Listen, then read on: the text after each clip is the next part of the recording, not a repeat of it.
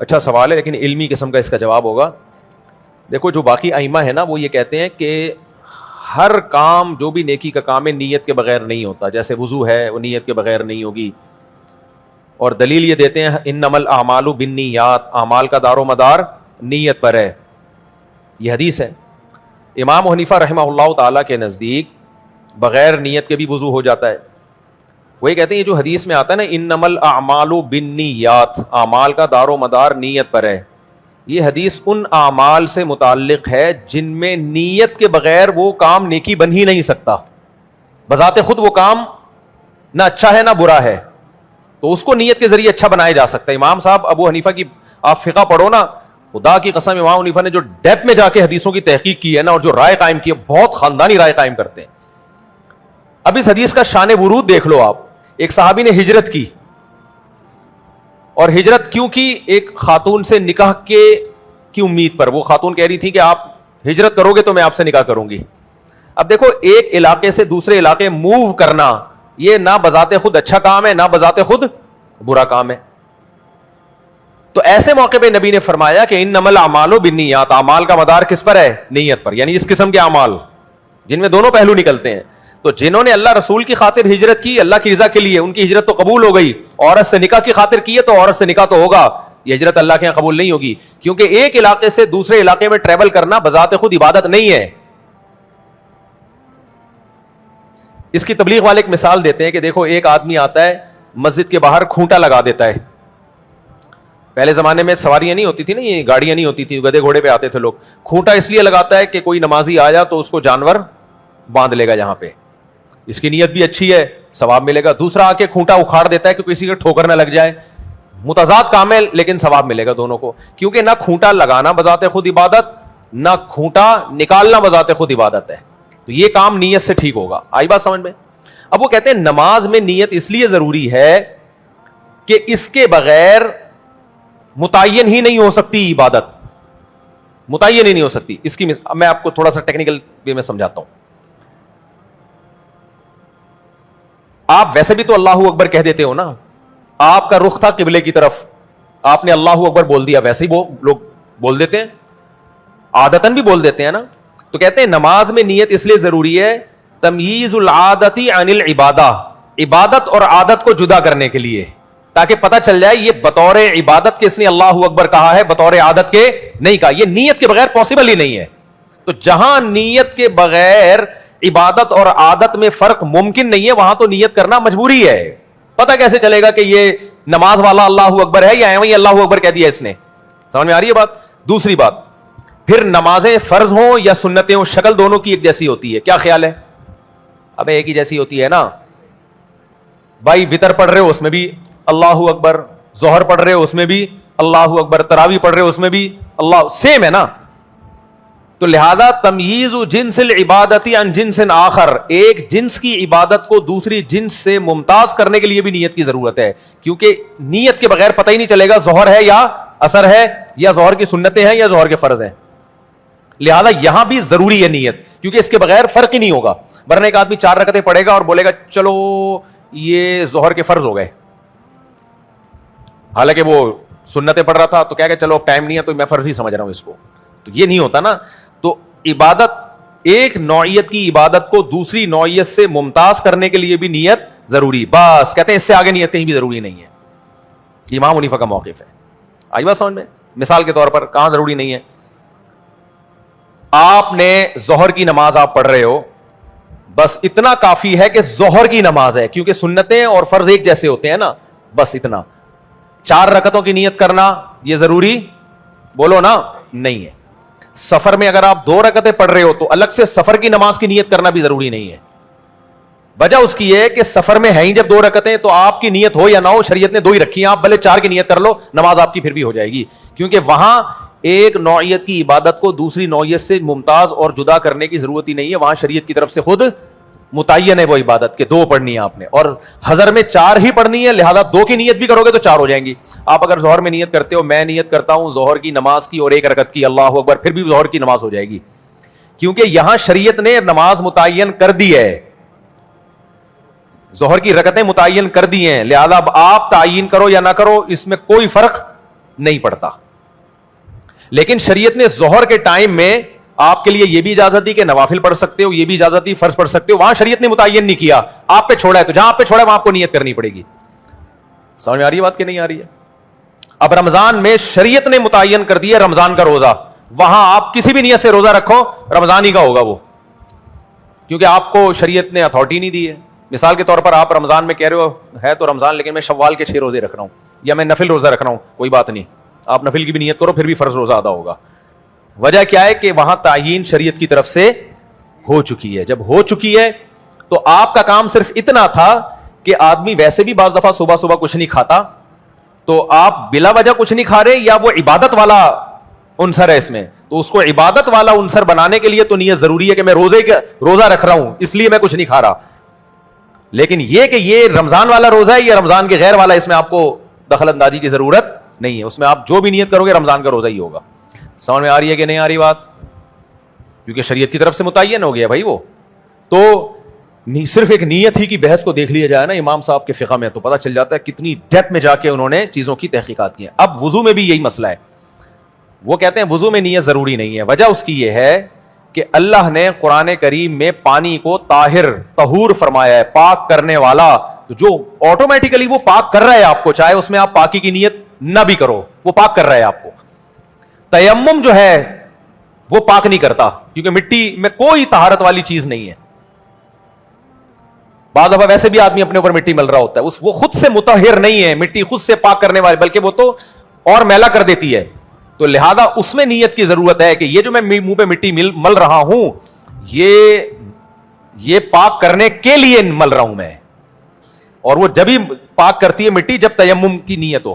تو اس لیے تیمم میں نیت کی ضرورت ہے, وضو میں نیت کی ضرورت نہیں ہے. البتہ اتنی بات ضرور ہے کہ بغیر نیت کے غسل اور وضو تو ہو جائے گا, لیکن ثواب کا تعلق ہے دل کے ارادے سے. تو ثواب اس وقت تک نہیں ملے گا جب تک آپ باقاعدہ وضو کی نیت نہیں کرتے. تو یہ نیت کی بحث بڑی دلچسپ ہے. آپ کبھی خوشبو لگا کے مدرسے میں آؤ, ہماری حدیث کی کلاسوں میں بیٹھو, اس میں اور بہت ساری مثالیں ہیں کہ جہاں نیت کی ذرا نہیں تھا نا, تو امام صاحب نے بہت اس کو آسان رکھا ہے.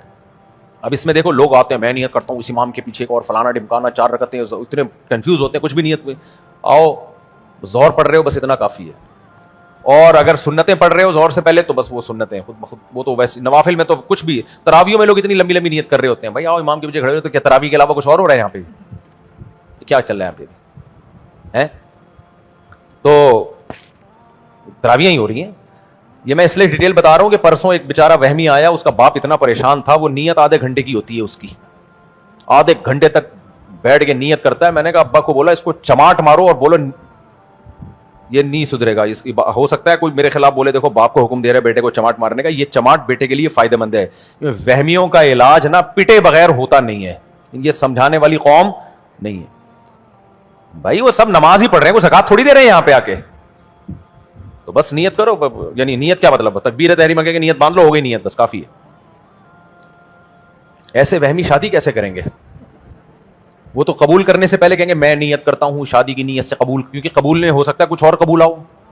کیا خیال ہے بھائی؟ قبولنے میں ہو سکتا ہے اس کے ذہن میں یہ ہو کہ وہ جو مجھے بندہ موبائل بیچ رہا تھا وہ آفر میں نے قبول کر لی, بعد میں جا کے بیگم کو بولے یار میں حاضر نہیں تھا, میرا دماغ پتہ نہیں قبول ہے تو کچھ اور نہ قبول لیا ہو, میرے ذہن میں کیا ہو, تو پاگل ہو جائے گا وہ تو اسی سے. لیکن دولہا بیٹھا ہوتا ہے, جب قاضی صاحب کہتے ہیں ہاں بھائی فلانی کا نکاح میں نے تم سے کیا, اتنے مہر میں قبول ہے, وہ فوراً چھٹتے ہی کہتا ہے قبول ہے. وہاں نیت نہیں کرتا, کیونکہ بھائی یہی تو, اور کیا قبول رہا ہے یہاں بیٹھ کے.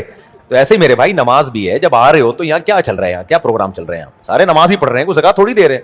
آؤ اللہ اکبر کہہ کے کھڑے ہو جاؤ, نماز ختم. اور سفر میں ہو تو بس 2 رکعتیں پڑھو, چاہے 4 کی نیت بھی کرو گے 2 ہی ہوں گی, اور حضر میں 2 کی نیت کرو, 1 کی نیت کرو, آدھی کی نیت کرو, کوئی فرق نہیں پڑتا. ظہر کی کرو گے خود بخود 4 ہی پڑھنی پڑیں گی. سمجھ آ رہی ہے بات؟ عصر کی نیت کرو گے تو خود بخود 4 فرضی ہو جائیں گے, چاہے آپ 1 کی بھی نیت کر لو. اچھا میرے بھائی ہو گیا, میرے بھائی ہو گیا. اچھا نیت میں ایک اور چیز ہے, لوگ بہت سے نا اس چکر میں نیک کام نہیں کر رہے ہوتے کہ ہماری نیت پتہ نہیں کیا ہے اور ہمارے اندر ریا نہ پیدا ہو جائے, اور ہم جب یہ نیک کام کر رہے ہیں تو لوگوں میں مقبولیت ہو رہی ہے, تو ایک ہمارا تو دل کی نیت ہے. بھائی چھوڑ دو, یہ سب شیطان کے وسوسے ہیں. اچھے کاموں کو فوکس کرو, لوگ تعریف کریں دل میں بھلے لڈو پھوٹیں, کام نہیں چھوڑو اس کی چکر میں. یہ شیطان آپ کو لڈو پھٹوا کے یہ نیچرل ہے. جو بھی اپنی تعریف سنتا ہے نا لڈو پھوٹتے ہیں. یہ سب بکواس ہے کہ لوگ میری تعریف کرتے ہیں, مجھے تو کچھ بھی نہیں ہوتا, میں تو میں لوگوں کے لیے کرتا ہی نہیں ہوں, میں صرف اللہ کو مانتا ہوں. جھوٹ بول رہا ہوتا ہے یہ. جب بھی کوئی آپ کی تعریف کرے نا آپ کے منہ پہ, آپ کتنا ہی اوپر سے کہہ دو نہیں نہیں بس میں کہاں خاک خنزیر اللہ. مجھے میں نے سنایا تھا نا, یاد ہے لطیفہ. ایک آدمی ٹرین میں سفر کر رہا تھا, سامنے ایک بندہ بیٹھا ہوا تھا. اب اس آدمی کا نام تھا تکبر والا, جیسے چنگیز خان. اس کے سامنے جو بندہ بیٹھا تھا اس نے اس سے پوچھا تمہارا نام کیا؟ اس نے کہا کلب حسین, حسین کا کتا. اب اس نے اس سے پوچھا, اس نے بولا اتنا تواضع والا نام ہے, میں چنگیز خان عجیب سا لگوں گا. اب کوئی ایسا تواضع والا نام لے کر آؤ جو کلب حسین سے بھی زیادہ تواضع ہو جس میں. اس سے پوچھا تمہارا نام کیا؟ کہتا ہے خنزیر اللہ. صحیح ہے, یعنی کتے سے بھی بدتر خنزیر. تو یہ تواضع کا میچ چل رہا تھا, مقابلہ چل رہا تھا.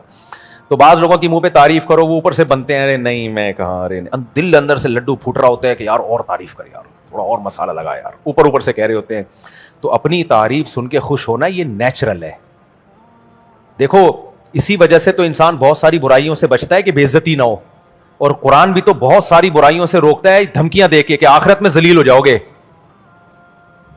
تو اللہ نے ہمیں کہا نا کہ, اور ہمیں دعا سکھائی اللہم انی اعوذ بک من خزی الدنیا والآخرہ, اے اللہ دنیا میں بھی ذلیل ہونے سے بچا, آخرت میں بھی ذلیل ہونے سے بچا. تو ذلیل ہونا کوئی اچھا کام نہیں ہے کہ لوگ آپ کو بولے الو کے پٹھے آپ کے تواضع.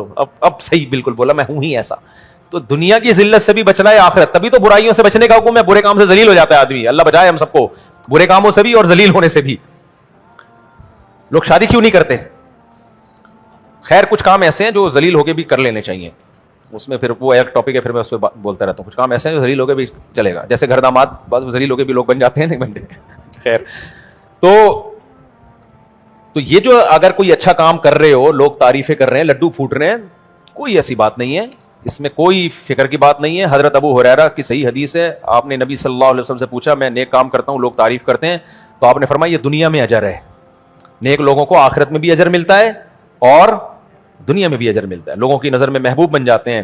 نبی صلی اللہ علیہ وسلم نے ارشاد فرمایا, کتنی مزے کی حدیث ہے یار, بڑا مزہ آتا ہے حدیث سننے میں. اللہ ہمیں ایسا بنا دے, ہم ایسے ہیں نہیں لیکن اللہ بنا دے. تو فرمایا کہ جب کوئی بندہ نیک کام کرتا ہے نا تو سب سے پہلے اللہ اس سے محبت کرتے ہیں, پھر اللہ فرشتوں کو کہتے ہیں تم بھی اس سے محبت کرو, پھر اس کی محبت لوگوں میں بھی ڈال دیتے ہیں. لوگ بھی اس سے محبت کرنا, اچھے لوگ مراد ہیں, اس سے چرسی نہیں کریں گے آپ سے محبت, جو اچھے لوگ ہیں وہ بھی محبت کرتے ہیں. تو یہ اس لیے وہمی مت بنا کرو, اچھے کاموں کو فوکس کیا کرو, اور ہاں ریا سے بچنے کی کوشش کرتے رہو, جو ٹوٹی پھوٹی جتنی اللہ توفیق دے. اور ہم نے بڑے بڑے علماء سے سنا ہے کہ ریا چمٹی نہیں رہتی انسان کے ساتھ. جب آدمی نیکی شروع کرتا ہے اس وقت ریا پیدا ہوتی ہے, لوگ تعریفیں کرتے ہیں, لیکن کنٹینیو کرتا رہے ختم, کیونکہ لوگوں کے پاس فالتو ٹائم نہیں ہے. لوگ پتہ ہے اتنے نالائق ہیں, آپ جب کوئی نیک کام کرو گے شروع میں تعریفیں کرتے ہیں, لیکن جب آپ کنٹینیو کرتے رہو گے نا تو وہی جو تعریفیں کر رہے تھے کیڑے نکالنا شروع کر دیں گے.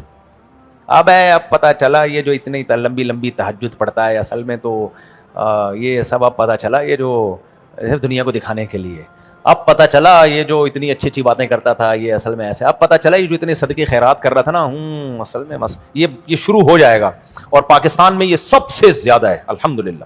یہاں کوئی بھی نیک نہیں ہے پاکستان میں, جو تھوڑا سا اوپر جاتا ہے لوگ الحمدللہ اس کی ٹانگیں کھینچ کے نیچے لاتے ہیں, چاہے عالم ہو, بزرگ ہو, مفتی ہو, حتیٰ کہ کھلاڑی بھی ہو, کوئی اداکار فنکار بھی ہو, یعنی اچھا ہو برا ہو نیک ہو جو بھی ہو, یہاں ایک حد تک لوگ تعریف کرتے ہیں. زیادہ فنٹر بنے گا, لوگوں کی پوری کوشش ہوتی ہے اس کو کسی طرح ذلیل کرو, ٹھیک ہے نا.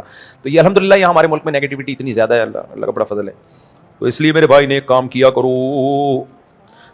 میرے بھائی مسجد کے باہر بچھائی جانے والی جائے نماز کے بعد لپیٹ دی جاتی ہے, جس سے اس پر مٹی اور گرد لگ جاتی ہے. کیسی جگہ نماز پڑھنا صحیح ہے بھائی, مٹی میں ڈائریکٹ مٹی میں نماز پڑھنا صحیح ہے. تو مسجد کے باہر کا استنجا خانہ سامنے آ رہا ہو, اس کے سامنے نماز پڑھنا بالکل بری بات ہے.